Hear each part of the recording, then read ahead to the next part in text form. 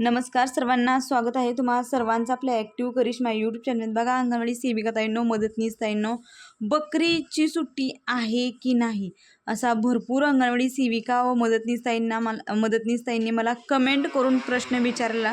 तर त्याच्या संदर्भात महत्त्वपूर्ण अपडेट मी तुमच्यासमोर घेऊन आलेले आहे। एकूण 3 जिल्ह्याचे, बघा, पुणे विभागाचे, सोलापूर जिल्ह्याचे आणि अहिल्यानगर जिल्ह्याचे 3 जिल्ह्याचे सुट्टींची जी यादी आहे ती माझ्या समोर आहे। त्या यादीनुसार मी सुट्टी आहे की नाही हे सर्व सविस्तरपणे सांगणार आहे। त्यामुळे महत्त्वपूर्ण हा व्हिडिओ आणि ही माहिती असणार आहे। पटापट हा व्हिडिओ शेअर करा आणि असेच अंगणवाडीचे महत्त्वपूर्ण माहिती पाहण्यासाठी चॅनलला सबस्क्राईब करून घ्या। तर बघा ताईंनो, आता आपण सुरुवातीला पाहत आहोत महिला व बाल कल्याण विभाग, जिल्हा परिषद सोलापूरकडून आलेले परिपत्रक आहे। उन्हाळी सुट्टीचे हे वेळापत्रक आहे। याच्यामध्ये बकरी ईदची सुट्टी आहे की नाही हे आपण जाणून घेणार आहोत। बघा, तर तुम्हाला इथं सुट्ट्यांची यादी तुमच्या समोर आहे। 6 नंबरला तुम्ही पाहू शकताय, 5 नंबरला आणि 6 नंबरला तुम्ही पाहू शकताय मे आणि जूनची सुट्ट्या दिलेल्या आहेत। 1 मेची सुट्टी दिलेली आहे आणि 29/6 म्हणजे 29 जून 2026ची वटपौर्णिमेची सुट्टी दिलेली आहे। परंतु याच्यामध्ये कोणत्याही प्रकारची बकरी ईदची सुट्टी देण्यात आलेली नाही आहे।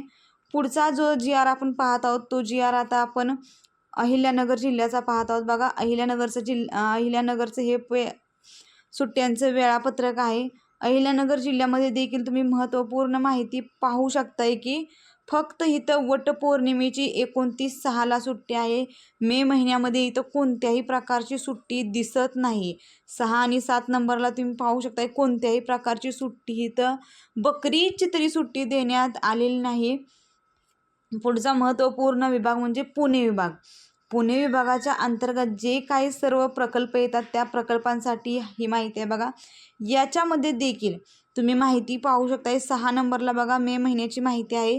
1 मेचीच फक्त महाराष्ट्र दिनाची सुट्टी आहे। त्याच्यानंतर जुलै महिन्यापर्यंत कोणत्याही प्रकारची सुट्टी नाही आहे। त्यामुळे बकरी ईदची सुट्टी अंगणवाडी सेविका मदतनीस ताईंना या 3 जिल्ह्याच्या परिपत्रकानुसार तर अंगणवाडी सेविका मदतनीसांना बकरी ईदची सुट्टी भेटणार नाही। कारण की ताईंनो, आता आपल्या सर्वांना माहिती आहे की 2 मे पासून 2 जूनपर्यंत अंगणवाडी सेविकेंना 16 दिवस आणि मदतनीसांना 16 दिवस असं आलटून पालटून सुट्टी आहे।